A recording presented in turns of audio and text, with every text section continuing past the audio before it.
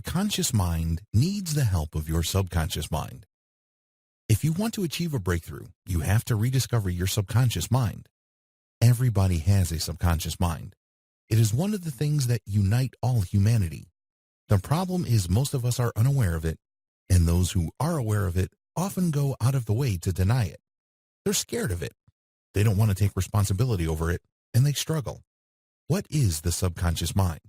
It is very easy to be aware of the conscious mind because we are aware of its operations.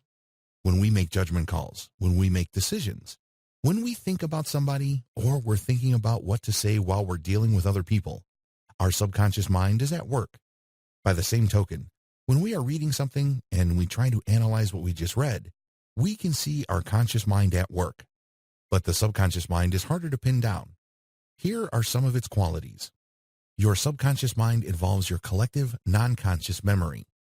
Remember earlier I said that every single second the outside world is bombarding you with thousands of stimuli? Remember that I said that you choose to perceive only a tiny fraction of that? And of that fraction you choose to remember only a smaller fraction? That is willful remembrance or willful memory. But there is a flip side to this. Your subconscious is also picking up stuff.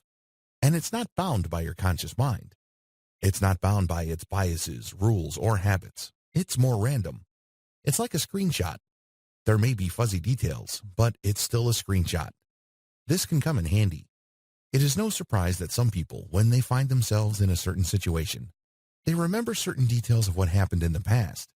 And this can lead them to a decision that is different from what they would have normally arrived at if they were to have relied only on their conscious mind. Your subconscious mind ties you to the rest of humanity. There is such a thing as a lizard brain. This is the part of your brain that first evolved. Please understand that the newest part of your brain is your cerebral cortex, the front part.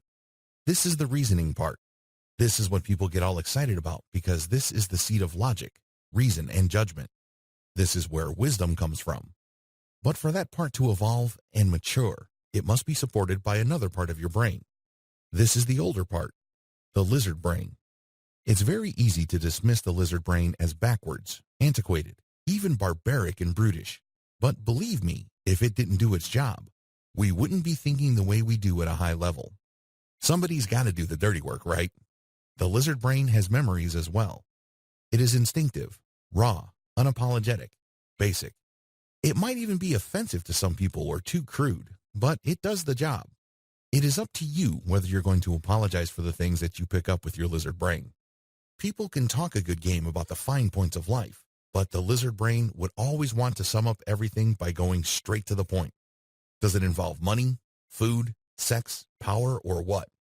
Didn't I tell you it's going to be perceived as crude? But it's vital. Your subconscious mind gets to the point. It doesn't beat around the bush. Your subconscious mind overrides your emotions. Your subconscious mind can enable you to override your emotions because it understands where your emotions are coming from. It revels in irrationality because it is above and beyond your conscious mind's attempt at rationality. Despite all the chaos, all the confusion, and unnecessary drama, it establishes an order. But unfortunately, a lot of people don't want to see this. They'd rather fear it. They'd rather fear that there's a part of them that actually welcomes drama, chaos, tragedy. A few people would cop to feeling good when something bad happens to their friend.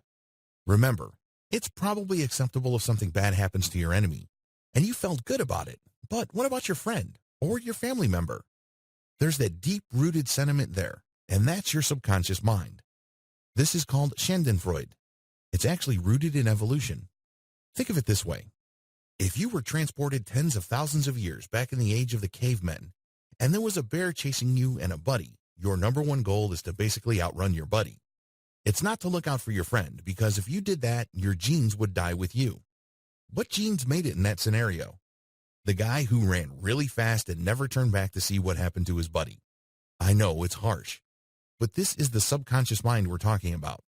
It is filled with all sorts of unpleasant realities, sentiments, and tendencies we are embarrassed about or would rather deny. Still, they are real. Your subconscious mind is the source of your intuition. Even if you haven't been somewhere before or you haven't been exposed to a situation before, has it ever happened to you that you know what to do at the right time with the right people to produce the right outcome?